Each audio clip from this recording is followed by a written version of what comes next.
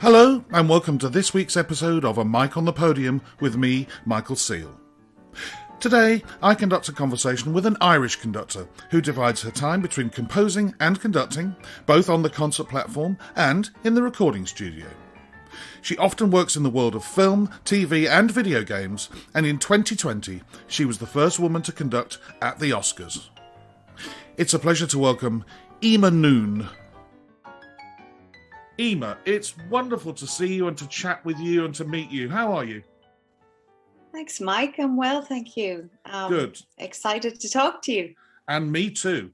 Basically because I think there's going to be a lot of firsts. And I like podcasts where there's lots of firsts. Also, the interviews where I know that there are questions ahead of me to which I don't know the answer. I'm really looking forward to that. One of them is, when did music first come into your life? I can't find out anything about instruments that you've played. The first thing I can find out is you went to Trinity College in Dublin. But before that, how did music first enter your world? Music, I just don't remember a time where it wasn't in my life. I'm sure you're the same. Yeah. But I grew up in a tiny village in East Galway in Ireland, which is actually where I am right now. And we had a famous composer of traditional Irish music living in the heart of the village. Wow. So for me, it was never weird or outlandish or strange to be a composer to begin with. But I did grow up in an area that was predominantly known for traditional Irish music.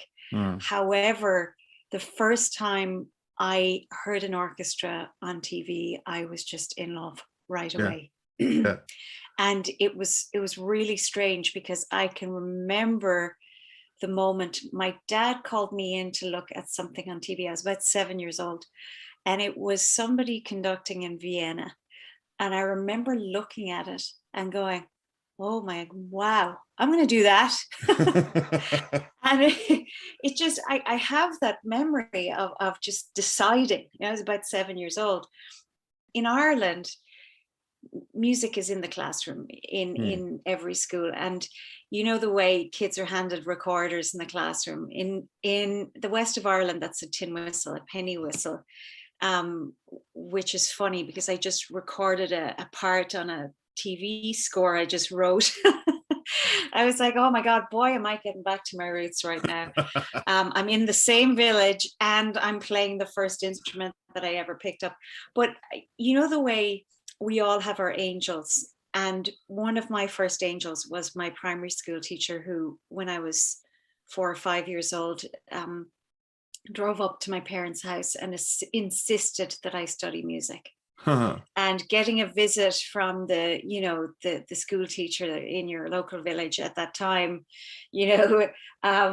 was quite unusual. And she was so adamant that she insisted that I come to her house because we had no piano. My parents were really young and they were building a house and they had barely a stick of furniture, let alone a piano. Insisted I come to her house and have her daughter teach me some rudimentary piano. And that was it. I used to practice in the school piano at lunchtime until my parents got one. And it was a very normal and unusual musical upbringing at the same time. And I studied piano like everybody else and did all my grades. But I actually, my degree, I was in the conservatory in Dublin, now called the TU Conservatory, was the College of Music when I was there. For 8 years, I held a scholarship there for most of that 8 years in concert flute performance. Oh, wow. And actually, yeah, my degree from Trinity, my undergraduate, is in composition and concert flute performance. So my thing is, I have very bad hands. I've rarely ever spoken about this actually. My hands are so double jointed that I could absolutely never be a professional string player. In fact, as a child, I had players refuse to teach me because they're afraid I'd have my heart broken later on, and they were right. Yeah. So one of the few choices I had, for instance, if piano concertos would never be possible. My hands just collapse on themselves. But I could play woodwinds And I felt that I needed to play to a professional standard and play the conservatoire test pieces and the concerti before I would allow myself have a notion of standing in front of an orchestra or even writing for the orchestra. I just felt it'd be just too gauche, how dare I tell people what to do if I hadn't done it myself. I'm assuming, because I've asked this question of other people who compose, in your teens, as you obviously were.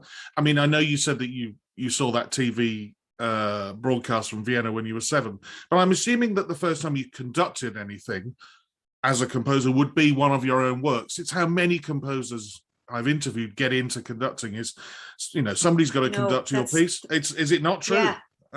No, it's not true. I've had these parallel lives as a musician. So I've had for the longest time these parallel lives where there's me, the composer, and there's me, the conductor, and it was quite some time before the two came together. Right, okay. So I had my first performance, I think my first professional performance, I was 16. It was the Irish Chamber Choir. Yeah. A piece I had written. And that was a broadcast for RTE, the Irish national broadcaster. And my first conducting thing, I love this story, by the way. You've got to reel me back because, I mean, my story is not my parents were not professional musicians. I wasn't hothoused. I didn't Same as me. Stage mom. It was nothing like that. It was purely based on my own visceral reaction to music and trying to find out, why do I feel this way, and why is it doing this to me, and how do I learn more about it, and how do I be more a part of it? Yeah. So I went to, in this small village, I went to the primary village school here. Then the local town, the massive town of like 6,500 people. I went to the all-girls school, and the army band arrived in my town to give a concert. And the teachers were asked, is there someone that can sight read the concert? And myself and another girl were sent in. And like that, because we had been part of the local town band / wind ensemble, we could sight read anything. And you're often thrown, clarinet parts at you and God knows what. So you could transpose really well and everything. And I was sitting down with the band and of sight reading on piccolo. You're only going to do that when you're 15 years old. You are not going to do that as an adult, like nowhere to hide of all instruments. Yeah. And the conductor looks down at me and goes, all right, you're up next. I looked at the flutist next to me. I'm like, what does he mean you're up next? He goes, they do this thing. He'll call you up to conduct. Just wave your arms around. We know the music will be fine. And I was like, what? And it was equal parts trepidation and pure excitement. Yeah, exactly. Yeah. So little did they know they had asked the wrong person, because for years I had been sort of hoarding scores from anywhere I could get them. A choral score from Mozart Requiem because my parents' friends were in a choir that performed it, or I'd found some Beethoven symphonies in the back of the music room at school, or whatever it was. Yeah. We didn't have the IMSLP at that point, the greatest thing on the internet as far as I'm concerned. So it was I had been literally imagining my orchestra in my parents' attic for years at this point. So when I got up to conduct, I made the band sit there, and 600 girls sitting in the audience behind me, made them sit there and wait until I read through the score once. And I'm looking up going, where's the euphonium? Where is it? And I conducted the band. And the greatest thing happened, which was, I consider myself fairly neurotic, kind of nervy person. I'm not calm, cool, and collected, which is irritating because people always tell me that I am when I'm on stage, which is a great fake out. But I remember feeling that everything finally slowed down in my brain and Mm, in my day, and everything just came into alignment. mm, And I never forgot that feeling. mm, mm.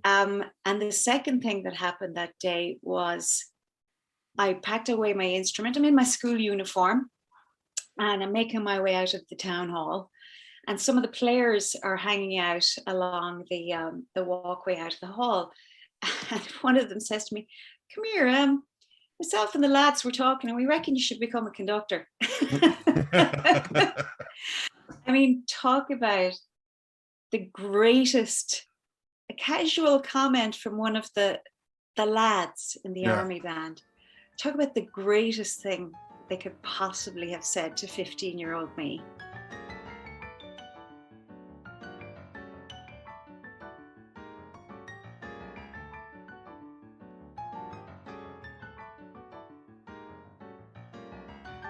I'm assuming, therefore, the next step is getting some lessons.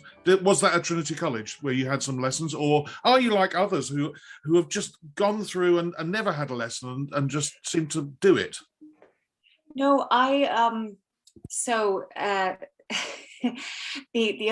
mean, God, this is like a blooming comedy. There was a beautiful nun in her 80s called Sister Vianney at school who conducted the school orchestra, and she'd get kind of, you know, annoyed with us or tired or whatever, and she'd say, "Go on, you do it," and Yeah. she'd push me in front of the orchestra.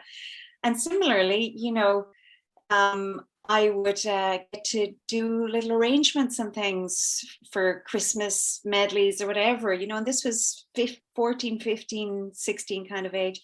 That's so important, you know, to let kids get Yeah. their fingers stuck in and make stupid mistakes. But in terms of conducting lessons, I mentioned earlier, I did a whole lot of master classes. Mm. Anywhere I could get into anything, you know, to get knowledge, to get technique. I felt frustrated by, I felt the lack of technique as almost like I couldn't speak or I couldn't express myself. Yeah. Yeah. So I did a whole lot of master classes. I studied for a time with the professor emeritus from Juilliard, Professor William Schaefer, because he moved to Cambridge. And I used to fly over to Cambridge as a teenager and study with him. And that came out of meeting people at a masterclass at Manhattan School of Music, which was, I was there for, I think it was about a couple of weeks of masterclasses or something like that.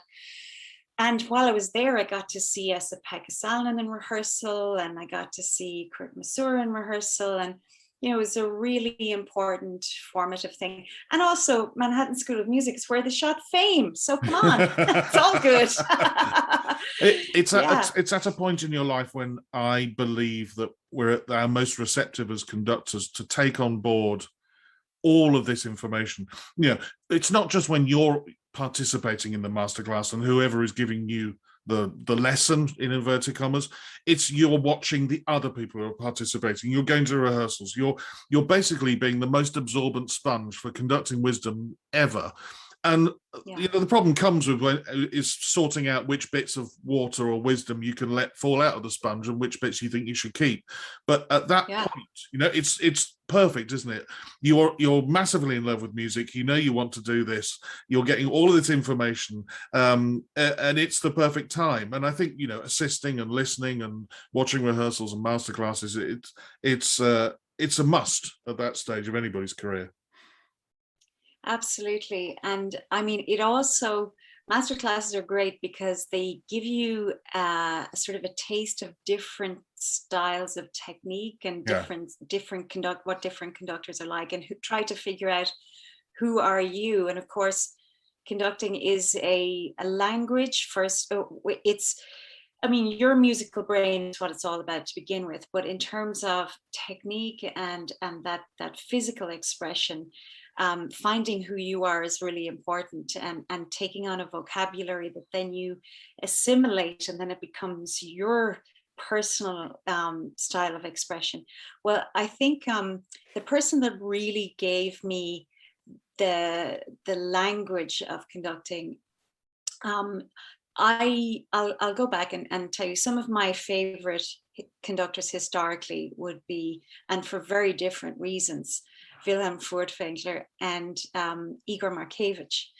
So Furtwängler's brain, it just blows my mind. And it would be Markevich's technique that I really, really felt suited me best for a multitude of reasons.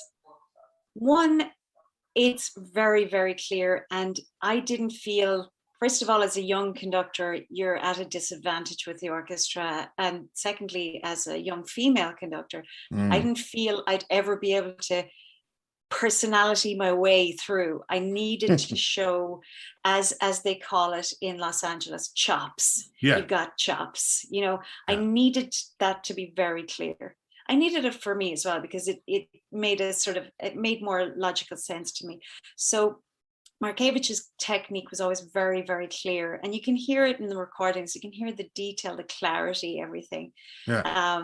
The other thing was, I knew that I wanted to be able to inhabit multiple worlds with music.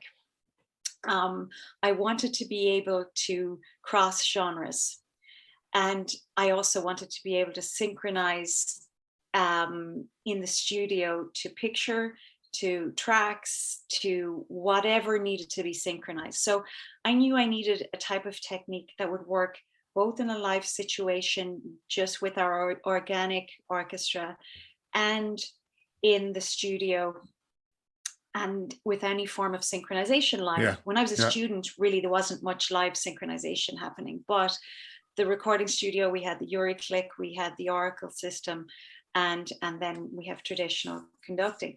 So that's why Markevich appealed to me. However, Markevich passed away in the 80s. He was a student of Nathalie Boulanger. It's all of that lineage. But I was really, really lucky. Just as I was preparing to head off to do postgraduate studies in conducting, Markevich's protege, who was also a teaching assistant for 13 years, Gerhard Markson, got the post of principal conductor of the National Symphony Orchestra of Ireland. And he was such an amazing teacher, an out and out gentleman. And he was all about, if it doesn't work, don't do it. And it's like, you don't tell the orchestra what to do, you convince them. Yes. I'll never forget him saying that, because he used to pronounce it, you must convince them, and so it's always stuck in my head. Yeah. And he would say things like, be careful of using the word I in front of the orchestra, because they're not your tool, they're your colleagues, and he was just a wonderful, wonderful teacher, and very clear technically, had the ability to pick apart what you're doing and communicate to you how to fix it, which you can have conductors who have amazing technique, but they can't pick apart what a student is doing incorrectly in order to fix it. So I feel I studied with Gerhard for about 2 years, and I feel very, very fortunate to have done that, because he would, he taught me Markevich's technique and how Markevich would analyze a score and memorize a score and that kind of thing. So that was a stroke of luck. I was nodding and smiling away when you were talking about conducting clearly, especially when you started talking about crossing genres. As somebody who, I love all music, I've conducted the music of Bollywood, I've conducted contemporary music with The Ink is Still Wet, Korngold, Shostakovich, the music from Sony PlayStation. I don't care what music is that I'm conducting. I've done orchestra live to film, all that sort of stuff, opera. I think, like you, that I needed a clear beat, and that's been my approach from the start. Also tried to try and convey as much as possible with the beat so that I don't have to open my mouth. But I was smiling very much in the fact that you seem to be like me, that you like all music, but to find a way of conducting all music. The other thing I also made me laugh was you were talking about not saying the word I. I remember when I joined the CBSO, every sentence Simon Rattle said started with we. We need to do this. We need to do that. And I remember sitting there thinking, it's a very odd choice that when I was 21. But it didn't take me long to realize it was the perfect choice to start every sentence. If he'd started it with I, there would have been a barrier placed between us. But to start the sentences with we makes such sense, don't you think? Oh yeah, yeah. And I mean, especially when you're in the recording studio, because with click tracks and things like this, I find myself giving out to the producer all the time, because the producer is often, when it's my music, it's my husband. Right. Okay. And so it's like, how are we supposed to, you need to give us 8 clicks for you at this tempo, how are we supposed to lock into the tempo, blah, blah, blah, and it's and you can see the guys, nodding, the brass or whatever, nodding, going, yeah, we need more, or, don't put the track with the previous tempo underneath the 8 clicks free into this tempo, because I mean, we're listening to 2 tempo. How are we supposed to do this? Yeah, I mean, I can see the orchestra nodding, and the guys in the booth are rolling their eyes, because this is like every time.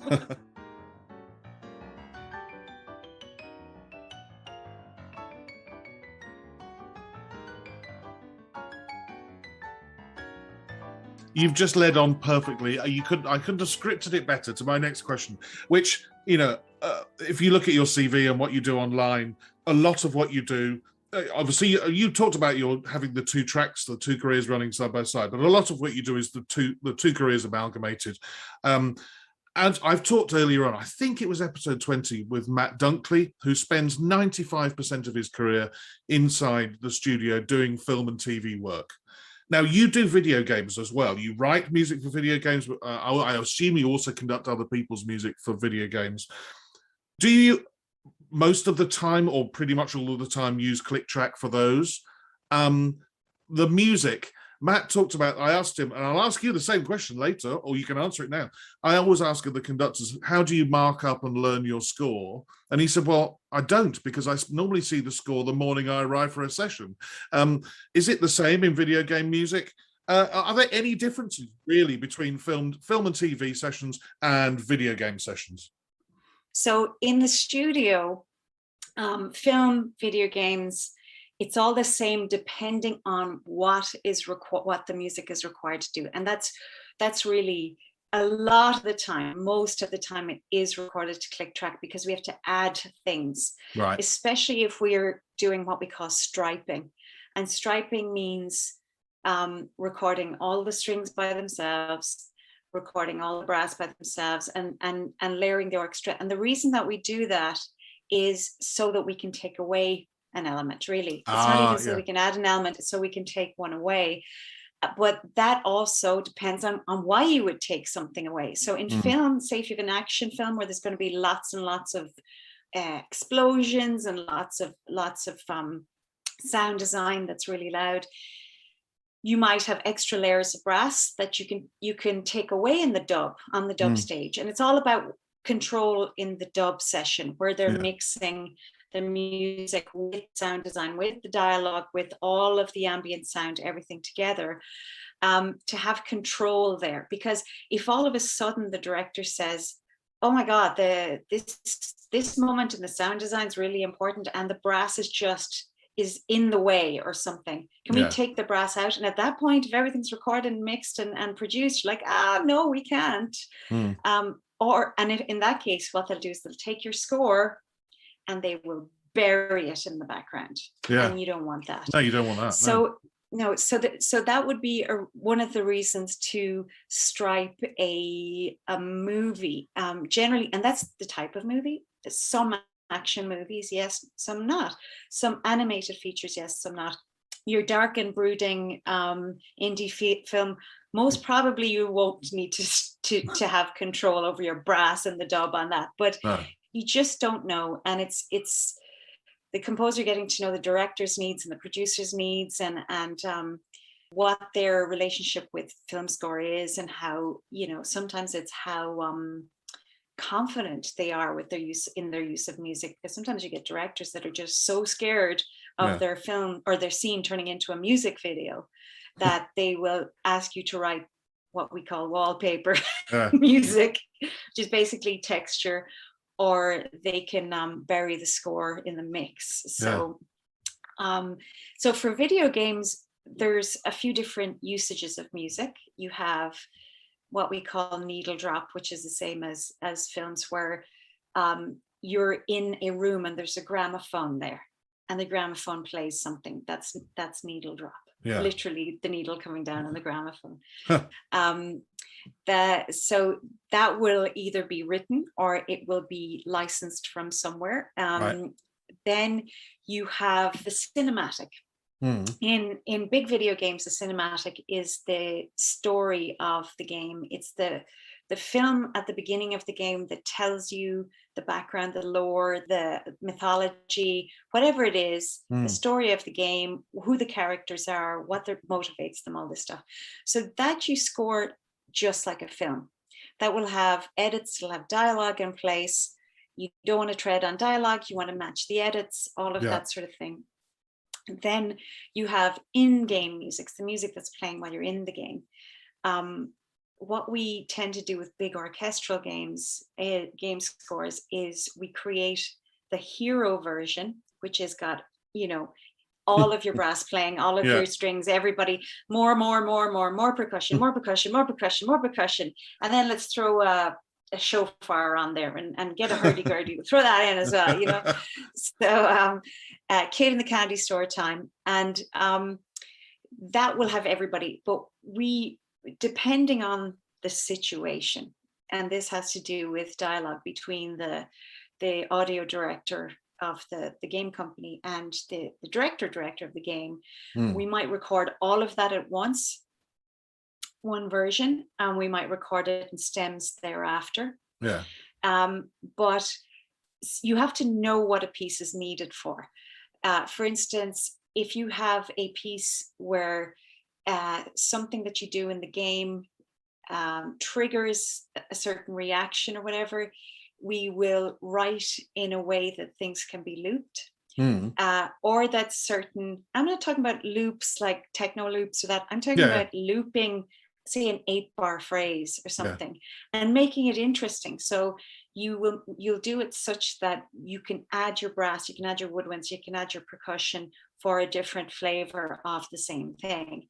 And often we will try and make it such that each section can work as an individual piece in itself and then in combination. So I've been quoted as saying, many times quoted as saying many times, because I always roll my eyes every time I see it. They never explain why I said it, which is, if Mozart were alive today, he'd write video game music. I didn't say he'd write only video game music. No. And also the reason why I think he would be attracted to it is because there's that element of the puzzle. Mozart loved a good musical puzzle, and this, you can get as complicated with your musical puzzle as you want. I mean, the way catches work, like in catch clubs, where you can layer something up and leave rests that are filled in by something else, where you layer something else. Generally in catch clubs, it was syllables so that you could say something rude on the fourth, round through or whatever. But it is a puzzle, that aspect. And like I said, it can be as complex as you want it to be. And some games, they want something that's very textural, that doesn't have the big themes. But generally when we're brought in, and I did 10 years of recording for Blizzard Activision, we recorded about, I don't know, we must have recorded at least 4 or 5 hours of orchestral music a year. So we'd go to Skywalker Ranch. Our orchestra was the Skywalker Symphony, which was the players from San Francisco Symphony Ballet and Opera Orchestras. And we'd record an hour each trip. We'd record an hour of orchestral music for video games. And they were, big sort of, Mahler size orchestras, whatever we wanted, We're not as big on the woodwinds as Mahler, but the brass, even bigger brass. We could have anywhere between 8 and 12 French horns and have to balance the brass off of that. So it's your scores are, they're a few feet tall, and we've overdubs, and we'd record, in film and video game and action scores in particular. When you're presenting directors with MIDI mockups, when you use a sequencer and you play middle C in your string sound, that's 32 violinists playing that C. Then when you add your G below for your second violins, you have 64 violins playing. And then you add your violas, and you add your cello and your bassi, and you have this giant string section. Yeah. And these things tend to be a little bit compressed as well. So they're very punchy. Yeah. And then you get into the studio and you have a, normal borderline Mahler size string section. And it sounds puny by comparison, because it doesn't have that punch, because it's not 200 people, No.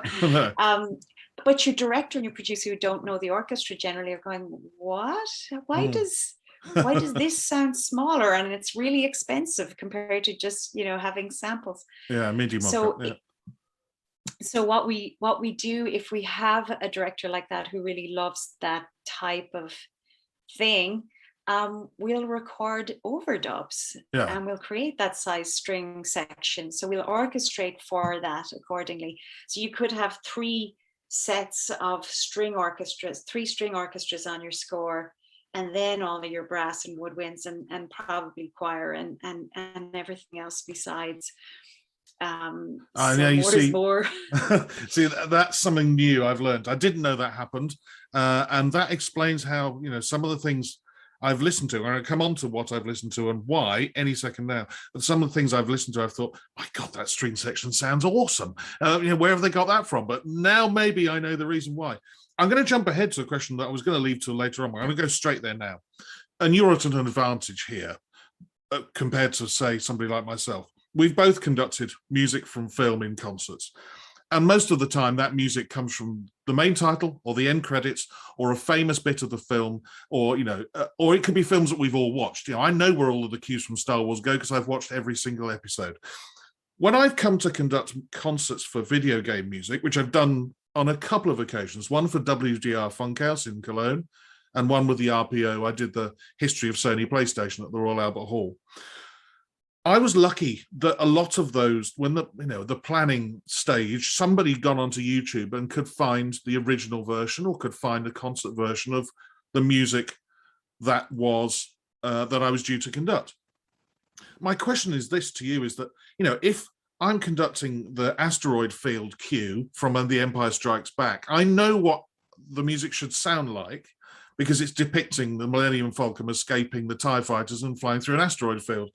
But if I conduct a piece of video game music and it just says, Medals of Honor or something, but I don't know where, sometimes it's obvious, sometimes it sounds like a battle, sometimes it sounds like a march of victory. But do you think it's as important to know the context of what we're conducting when we conduct video game music in concert as it is in film? Are you expecting? Well, I do as well, but the problem is that there comes a point when time doesn't allow me to buy all the video games and sit down and watch where and find out where all the music goes. But how does one go about that other than the long laborious way that I've done, is just sit down on YouTube and type in whatever the music is and hope that somebody's put a version up online? Thank God they do a lot of the time, but sometimes they don't. In terms of the video games, knowing the context, knowing where the video game is set, knowing the story behind the game, knowing the fan base a little bit. I mean, for me, it's been an absolute joy and fascination getting to know this community of video game music fans. It's a whole other subset of music fans. Absolutely, I agree. I hear from that community online every day. And I get, hey Eímear, have you heard the score to blah blah blah blah blah? And I see you've got this concert coming up. Would you think about programming this? Or and I don't have time. I have two small kids. I don't have time to sit down and play all the games.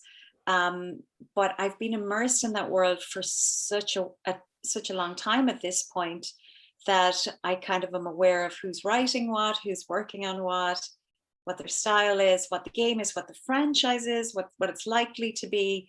And the other thing is, certain games have certain instrumentation and things like that. You have the great 80s synths. Are they retro, or is it just that the game is old? Or like, for instance, I composed on a game called World of Warcraft, Warlords of Draenor. And World of Warcraft's a big title, but I scored it, orchestra, choir, and everything. But I put a small, just electric guitar part. It's quite far back in the mix on this particular cue. Some fan gets on and goes, "What are you doing? There are no guitars in Azeroth." I was like, oh, I was wholly unaware, but thank you. Thank you for pointing that out. So I mean, it's endlessly fascinating and fun.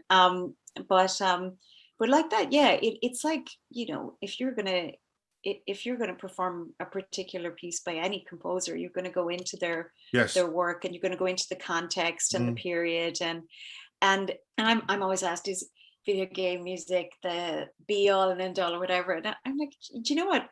Chill out. It's another music genre.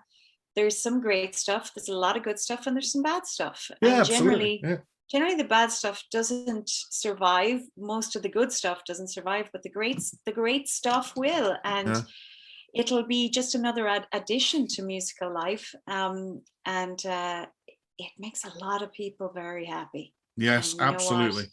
That's part of our job too. A big part of our job. It's not just satisfying our own, aesthetic or artistic needs or whatever, but how we keep emotionally healthy is having a good broad spectrum of music to work with, so that when you do something that's wholly for the public, that you can bring joy to it and a great amount of seriousness. And I see video game music as pop art, It's like orchestral pop art. So kind of takes a bit of the stress and the pressure off, but it's like this. I get asked about musical snobbery a lot. I mean, they used to throw orange peel at the sopranos in Mozart opera buffa if she didn't hold the high notes long enough. I mean, opera buffa in its day got the same kind of, the same kind of looking down their noses kind of thing. But I'm not comparing video game music internally to Mozart. It's not that. It's more the attitude of something new that's populist. And people will form. An audience will form for it. An audience formed for opera buffa. There's now an audience for video game music, whether it be in concert, whether it be actually listening to it on Classic FM. There's always one or two in the top 10 every year, and either a classic video game soundtrack or a new one, and it's here to stay. And that looking down your nose at it won't achieve anything. It's here forever now. Well, you know what though, is musical snobbery makes me laugh endlessly, because it's you have, let me start, where am I going to start with this? Okay, you have the opera people who think Broadway is muck, is beneath them. You have the symphony people who think opera is ridiculous. You have the chamber music people who think symphonic music is totally over the top. Then you have the period instrument people who think modern instruments are too and where do you go on? Whatever. I am slagging everybody off because we all deserve it. And then you have the contemporary art music people who think that anything approaching to a recognizable tonality is just beyond the pale. So I love everybody. And I love all the styles and all the genres. I would hate to eat the same food every single day. Oh God. No, absolutely. At this point, I asked Eímear about the 2020 Oscars, how she became involved, what it was like conducting at the Oscars, and dealing with the whole media circus attached to the ceremony. I also asked how she felt as the first woman to conduct at the Oscars and whether she felt she was a trailblazer, like Marin Alsop and Simone Young. Eímear also told me quite a few anecdotes about her experiences. If you want to hear that 20-minute chat, I've turned it into a Patreon bonus mini-episode. For the price of a glass of wine once a month, you can get access to this, plus all of the previous bonus mini-episodes, articles, videos, other full-length interviews with prominent figures in the classical music world, and much, much more. The link to subscribe to my Patreon page is in the show notes attached to this episode, and you can even get a 10% discount for the year if you pay annually. Now, back to my interview with Eímear Noone. I suspect, because we touched on it earlier, when you come to do new music for video games or film or TV, you get the score for that very late, if not actually on the day. So score prep is not something that you might make a few markings in whatever else. When you come to do a concert that is planned 6, 9, 12 months in advance, how do you go about learning a new score? It's a question I've asked absolutely every conductor on this podcast. Do you sit at the piano and learn it, or do you just use your inner ear? And when you learn it, are you a marker-inner? Do you scribble things in? Do you use colours like me, red, blue and black? Or do you leave your scores blank? What's your approach? It depends on how much time I have. And if the concert's planned for 6 months from now, you can be guaranteed I'm not looking at the scores now. Right. Because I'm doing whatever else I have to do for next week. Yeah. So in the studio, no, I never get to see the music first. And what's weird is even if I've written it, if it's a film, there's so much music and it's written so quickly that I have, very little recollection of what it was. And secondly, my brain for conducting in the studio or conducting in general is different to my composer brain. So even if I have memory of things compositionally, you're thinking, the way when you're thinking of technical things, meter changes, cues, tempo changes, so on and so on. What's great is when I'm in a concert and those two come together and elevate a little bit more. That's really great. That's the ultimate.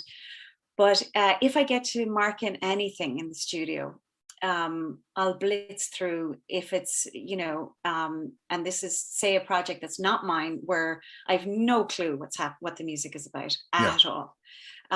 First thing I will do is actually plan the session like a general. Yes. And what's to go where and what's to go when. And there's a whole lot of consideration that goes into how to plan the session. So that's my first thing. It's more important that I do that than actually mark up the scores. But I will have a red pencil with me on the stand, and I will mark in, funny things. No longer is it really cues. It's more like if there's an ensemble point or something that I need to tidy up, because when I'm recording, I'm thinking so much about post-production. Yes. What I want to clean up in the moment so we don't have to do it later, because there'll be millions of things anyway. If I can reduce them, that's what I'm about on the stand. In terms of studying for a concert, if I have time, if it's not a score that's thrown at me where it's a festival where, the composer that was to come conduct they're 45 minutes. Yeah, they can't make it for rehearsals now. Can you do that? And you're like, well, I'm about to leave for the airport. Okay, I guess. So that's a whole other level. That's where you're scribbling in markings. You don't have a click track, so you have to get your bearings on the tempo changes and so on. That's another panic marking situation. I do use two colors when I can. I use blue for structure and red for cues.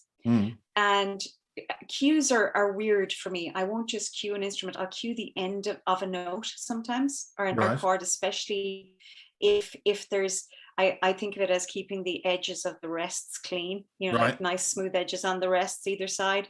So I'll mark in things like that, especially if it's where I have a lot of people where it's strings or a lot of people finishing something. Especially if there's something that I need to clear the air for really quickly, I'll mark that.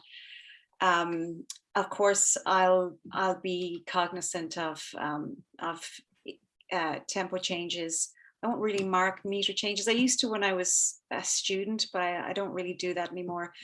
If I have the score for enough luxury time, I'll sit at the piano and I will go through and I might do an harmonic analysis of what's going on. That'd be one thing. And then I like to, often from that, I'll get a sense of structure. So I'll start macro and get micro. I'm sure most people do that. Yeah, it's a I'll get a popular sense answer. of, Yeah, absolutely. Yeah, so structure first. It makes me feel less stressed as well. I'm like, oh, okay, it looks like this shape, and we have X number of tempo changes. And if it's media music that we're doing live without any click track, none of those tempi will be related, will they? No, they won't, because you're dealing with edits, So I love it. I love it when you're doing repertoire and there's like relationships between tempo changes. Like, oh, how quaint. So anyway, I'll do harmonic first, structural. If there's a way I can use phrasing for memory, I'll do that. Oh, great! This section has 4 8-bar phrases or whatever. Yeah. Then I'll to be horribly simplistic. Then I will take it section by section and sit in the orchestra chair. So I'll start with the first violins and I'll sit as a player and I'll either play through it at the piano or I'll read through it, sitting at my desk. Generally, if I'm sitting at the piano, it means I have luxury time. I'm probably in a hotel room somewhere. And then I'll go second violins, then I'll go violi, so on and so on, so that I can see, oh, here's where the pizzicato is, here's where the arco is, here's where the triple stops are, the this, that, or the other. And then I will look through it as a section. Yeah. See how the various instruments interact with each other. And then I'll do that same thing from the top down. So I'll start with woodwinds. It doesn't matter what order, it's just if you're used to having a methodology, whatever it is, I'm preaching to the choir here. But anyway. I think what's come out of the podcast is that, a lot of people go from big to small, look at the overall architecture, come in on it. I think it's the latter processes like you're talking about. Some people said that they sing through each part rather than play it on the piano or try and pitch it in their head, actually sing it out loud. Other people will then go to phrase structure, and it's the when we go into the minutiae, I think that's when people are different. But then we mainly all do the same things. We might just do them in a different order, and it's a way of I use marking my scores up as a way of learning it. Others don't. They look at it in different ways. But I think that's the key thing, isn't it? That we all have our own way, but we all have to do the homework. Sometimes, in your case, the homework is about 5 minutes before the session, or a quarter of an hour, or 45 minutes. But most of us would prefer 6 months. Yeah, but you know what though, isn't it such a part of our working lives that we have to be adaptable? Absolutely, and go with what you got. I mean, if you got lots of time, go with it. If you don't. You can always turn down, and then that's the other thing, knowing when to turn down something. You can't be in 2 places at once, or you can't, but it's important to be adaptable and to roll with it. And sometimes you can amaze yourself. I remember having to learn, because I was standing in a very late notice for somebody who couldn't get to rehearsal, so I took the morning, which was all music I'd conducted before. Knowing that a piece was coming in the afternoon, that by then the conductor, who was also the composer, should have arrived. At some point in the morning, the orchestra came to me and said, "Could you take this afternoon's rehearsal?" I said, "You've got to be joking." Show me the score. They showed me the score in the tea break in the morning, and I said, "Well, I'll do it if you give me a 2-hour lunch break and not a 1-hour lunch break." And they said, "Okay, fine." And they were that desperate that so I learned it in 2 hours. It was one of the hardest things I've ever had to conduct, but you walk out of it at the end of the day thinking, do you know what? I've just amazed myself. I did learn it. I did manage it, but that's it. Then you can walk into the next project and think, well, if I could do that in 2 hours, what can I do here? That's the point, isn't it? Absolutely. It's about building the skills up. it's about being self-forgiveness as well. For look, Yes. I can't be perfect on this because Yeah. I just got it, Yeah. and I'm going to do the best I can with what I have. And yeah, it is really interesting, and I have so many questions for you. Actually, I'm enjoying this so much, and I'm always trying to learn as well more. Change my technique, or my study technique, or my rehearsal technique, or it's endlessly fascinating, and Well, the education never ends. I can tell you the best way of expanding your mind about all sorts of conducting techniques, psychologies, thoughts, is to interview 90 of them over an 18-month period. Because I've learned so much from everybody I've spoken to, absolutely everybody, about how they learn scores, what their attitude is about learning scores, but also their attitude towards the conducting itself, the psychology of orchestras, the psychology of managements, the psychology of running an opera house in Germany, the psychology of all of these sort of things. And I walk away from every interview thinking, oh wow, I've learned something new today. The joy is that at some point in about 2 months' time, I then come back and have to edit them to put them out on the podcast. So I listen to them back again, and so it gets ingrained into my head. And I think that's been the joy of the pandemic for me. I've basically been given a lesson, or life lessons, or conducting lessons by 90 other conductors so far. It's 90 and counting. I'm going to get to 100. I have an idea of who I want for episode 100. He hasn't said no, and he hasn't said yes, but so Simon, if you're listening, answer the phone. So, there we go. Yeah, yeah.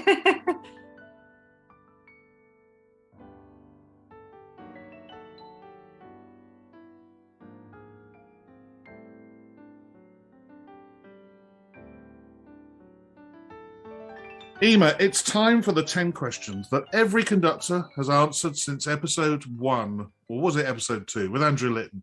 Who cares? The first 2 are, what sound or noise do you love, and what sound or noise do you hate? Ooh, what sound do I love? Oh gosh, there's a really great singer that I love, is a jazz vocalist, and strangely enough, when she sings scat or any kind of vocalese, her name is Tierney Sutton. I love the sound of her voice. I also love the viola in the mid-range. I Yeah. love violas. I write a lot for violas as a composer because I just love that sound. What sound do I hate? There's a lot of sounds. Okay, so I hate shopping for this one particular reason. Mm. I can't understand how people cannot hear this sound. You know the steel tops of clothes hangers? Yes. And then you have those steel rails, and you'll have somebody standing at that rail going, it is horrendous. And I'm looking around at all these people going, don't you hear that? Don't you hear that? Don't you hear that? Myself, my brother, and my mom have this mad sensitivity to high frequency sound, which helps in the studio all the time. It's helped me knock out a couple of things that shouldn't have been on a recording a couple of times. And I've had complete nerds from Blizzard Activision. You know who you are. Test me with an oscillator a few times. Right.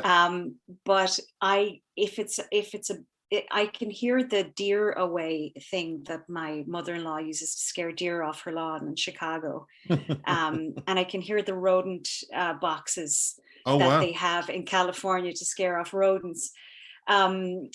But anything that's really, really obnoxious high frequency, but those clothes hangers, man, come on, people, the lack of sensitivity. Wow.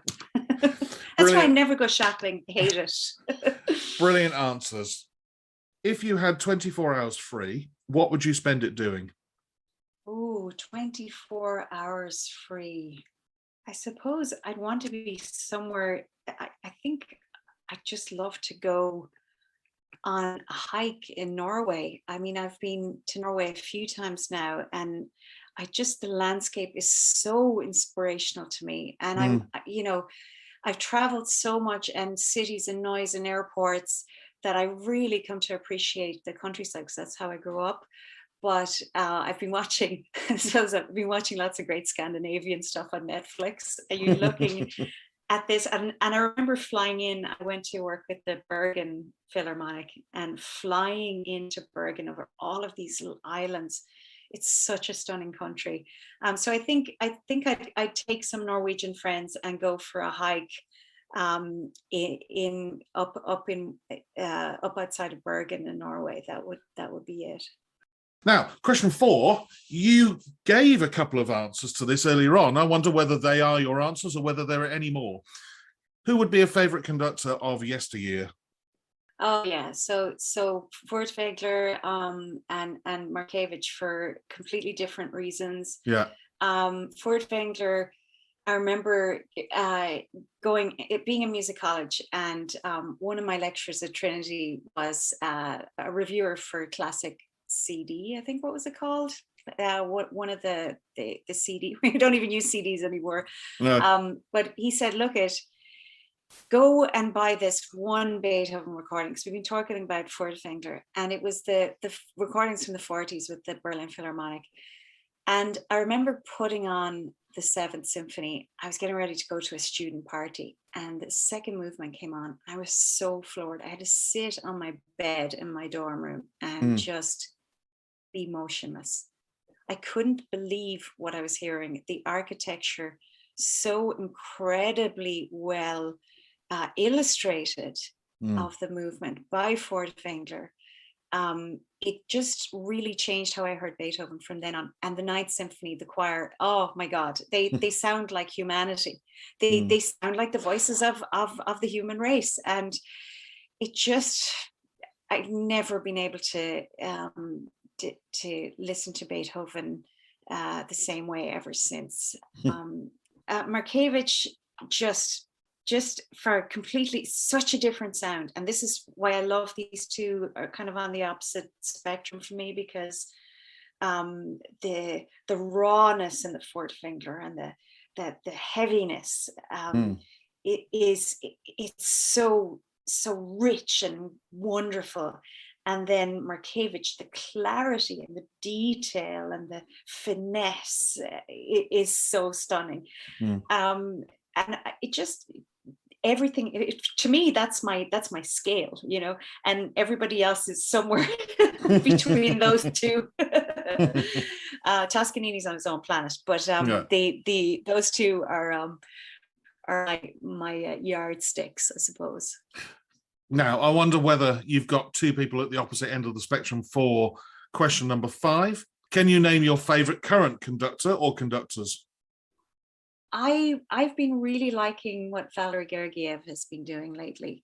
I do really like him, especially when I'm listening to him do something I know really well, and it sounds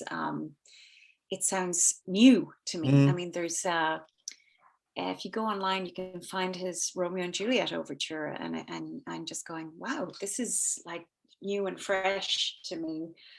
I do like Sir Simon a lot, and I'm endlessly fascinated by the Sibelius Academy's output of amazing conductors, and jealous that I hadn't gone there as a student. However, I had the right teacher for me. I adored him, and he gave me what I feed my children with today. He gave me that skill. That would be it for me right now. There's a lot out there, and the answers don't have to be long or short for these. There's a whole generation of great conductors out there, and I agree about the Sibelius Academy. From the days of Jorma Panela teaching there, through Atze Al-Miller, and now my old boss and friend and teacher Sakari Orimo is teaching there. Really? He started there in the middle of the pandemic. I think he started there as the head teacher. Because he would be a student of Jorma Panela, wouldn't he? He was, and it was him who suggested. When he first saw me conduct, he said, you should go and have some lessons, and you should go to Jorma Panela, and he'll stop you conducting like a speared octopus. And he was right. He was absolutely right. What is the hardest work you've ever conducted? Well, I'm going to say project instead of work, Fine. because it was multiple works. The music wasn't the difficulty. So it was the Maria Callas hologram project. I thought And it that might be. was, That yeah. frightened me So when you talked about it. yeah. Well, it was actually when I was going on maternity leave, I went through 33 different conductors. I sent materials to get one to say yes to cover it. Now, next time I'm going to send it to you. But it was so it was really you've just made me choke. Actually, I'd love to take it on. It sounds amazing. Purely for the challenge. Yeah. It was an amazing project because it was really for the audience, and it was a complete love letter to her and her legacy. But it was, the synchronization was hair raising, and we had so little time to rehearse. When a show is on tour, an orchestral project is on tour, it's all financed by the investors, the promoters, the ticket sales, and all of that. So there's no safety net. So they can't give you a ton of rehearsals. It's not covered by the national broadcaster or the government or anything, or subsidized. So we had two rehearsals. It was an really easy concert when I had 2 3-hour rehearsals with 20-minute breaks. That was the dream. But it was very often 2.5-hour rehearsals with a 20-minute, 30-minute break. I had timed every minute of rehearsal to the minute, where I'm rehearsing going, okay, that took 12 minutes. It should have taken 10. I need to borrow that 2 minutes from somewhere else. It was so hard. And the click track was so difficult that we had to notate it in the parts and in the score at times. And it would change in the middle of a bar. It could change from a quarter note click to a dot, to triplet eighth notes, back to tuplet eighth notes, to I'm a mess of eighth notes and quavers, by the way. I get stuck between. I'll put both in one sentence. But it was excruciatingly difficult, and I will never forget it. I would definitely do it again, because it was so beautiful for the audience, and so magical. And it got to, celebrate her legacy, which wasn't just the showstoppers and the big things. It was also, we had scenes from Hamlet and Macbeth in there, and things like Norma that she practically brought back into existence from obscurity, So it was really, really worth doing. It was really, really difficult, because Callas was such a rubato artist, and we wanted to honor her interpretations and not deviate from her intentions. So that was what made it so difficult. We could have gone in there and, time corrected some stuff, and we didn't. We chose to be the fidelity of her performance. Synchronizing. Oh my God, it's so hard. Synchronizing. I've had 2 moments like that. One was with I think it's called the Newman system of streamers and pips and things that go across the screen. I was conducting North by Northwest with punches, North by Northwest with the English National Opera Orchestra, and that's fine if the score is recorded to click track, but it wasn't. North by Northwest wasn't. It was conducted by Bernard Herrmann and just fitted to the film. So there were moments when things just seemed to randomly rush.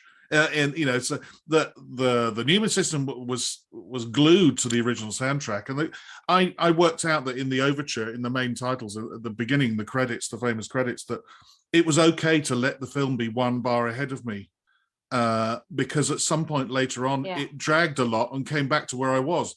But you have to learn these things by practicing. And the other one is the Snowman, Howard Blake, the Snowman. I've never done it with the Newman system, with the streamers and with the click track or anything like that. And the sense of achievement when you get the music to land as the snowball hits the window about 5 minutes in, because you've got the synchronicity bang on just by looking at a time clock underneath the film. you just think, oh, I've nailed it, you Yeah. know, and it's it's so hard, but I love doing it. I absolutely love doing it. Yeah. I'm looking forward to hopefully doing some more snowmen soon. Next, when traveling abroad to conduct, what item could you not leave home without? Here it is. I'm going to show you right now. See this rolly thing? Oh, I don't know what they're I don't called. even, Yes. I have no idea what they're called, but for my lower back, I Yeah. need this rolly thing. Yeah. Getting off planes after rehearsals, all of that. And 3 times I toured into the 3rd trimester of pregnancy. And this thing absolutely saved my life. And it was always funny when I'd get down from the podium and someone in the brass section almost every time I go, whoa, I go, yeah, the music stand has a multitude. But so for the listener, what Im has just held thing up is a sort of it's a sausage of hard foam.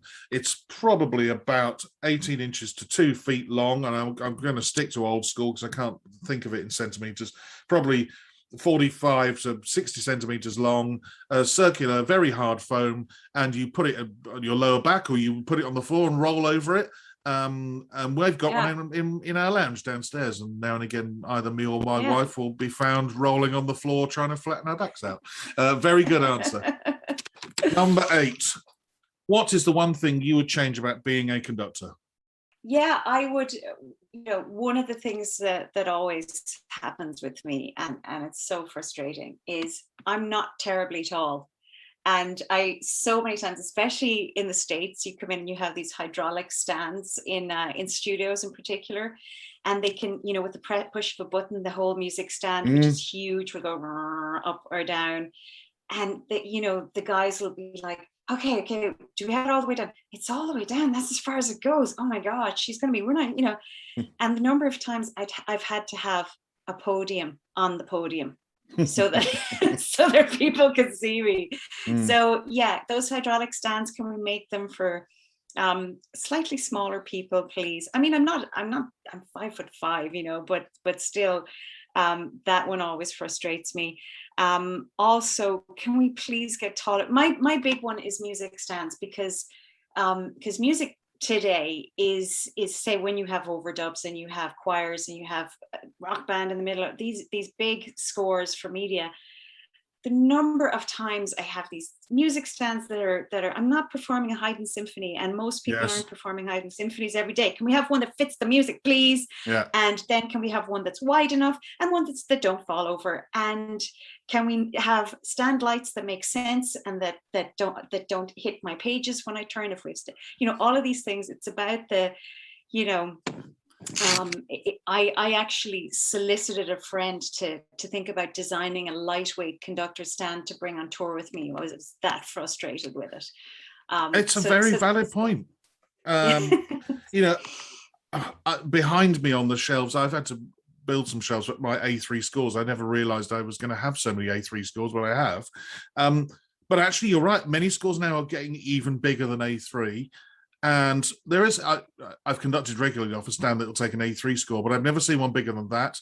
And more often than not, you then end up having a bit of wood shoved underneath to make these pages turn over and not fall over. You. Yeah. And then when you do, you're hitting a stand light that's in the way. And then if you move the stand light, somebody complains, oh, I can't see now because your light's blinding me. And it's difficult enough doing what we do without having to deal with an inanimate object that somebody hasn't designed properly. So I'm with you. Design a better music stand that will go up and down, out and in, and fit any size score. Deal with it, world. Number 9. What profession other than your own would you like to attempt? It's a bit late because I'd like to be a surgeon. So I think if I had ever done anything else, it would be medicine. And I think the area of medicine would be surgery, because I that's as close as I can think. It's a similar tightrope. I mean, we think we have a life and death situation or people's lives in our hands. We think we indulge ourselves, but surgeons, and I just have so much respect for people that do that, especially in areas that have to do with neurology. I think it's absolutely incredible. I'm not going to attempt that now, but something I might attempt that doesn't require a million years of going to school and having people's actual lives in your hands. I find myself veering more and more into production, as in film production and theater and so on, especially on the film side.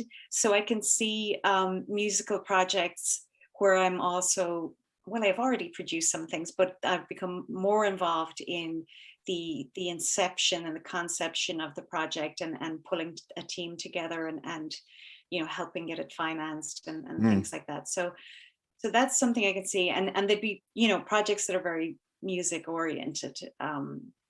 So that would be it, I'd say. If the world were to end tonight, what would be your choice of final meal and drink? Well, I think it would have to be Irish whiskey, and don't tell them down in Cork, because they're very full of themselves down there. It would be Middleton, a glass of Middleton whiskey, and some of the jalapeno tuna from Nobu in Malibu, California. Wow. Those would be my two. So very different, but yeah. I've never thought about that before, by the way. No, that's fine. Well, talking about being very different, as I said earlier on, there were going to be so many different topics for me to discuss with you today, and I've enjoyed every one of them. It's been a real joy. Thank you, Eímear, and I hope very soon we can chat again, maybe over a glass of Middleton whiskey, which sounds delicious. Oh, Mike, I would love that, and I feel I've made a new friend, and see you out there, and see you for a glass of whiskey somewhere. A Mic on the Podium was devised and produced by Michael Seal, with music by Ben Dawson. Next time, I chat with an English conductor who's had an extremely diverse career, starting as a professional singer, then becoming a conductor on both the concert stage and in the opera house, while also starting his own record label. He's probably best known, however, for starting his own ensemble in 1979, an ensemble he still conducts to this day, the 16. But until then, bye-bye.